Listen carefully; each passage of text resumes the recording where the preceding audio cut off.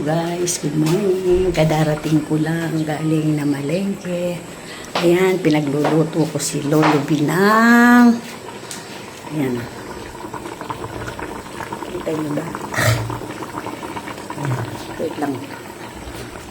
Ano ko muna. Diyos ko, tsura ko. Ayan. Bulang lang na upo na may kamote at malunggay, dahon ng malunggay na may inihaw na isda. Kasi po, hindi masyadong makakain si Lolo. Ayan, iniintay niya. Ayan.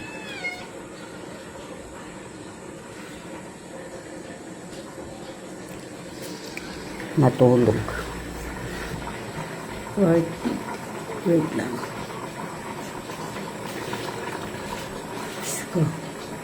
Bye guys, yun lang.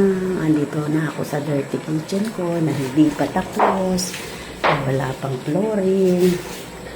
Ayan.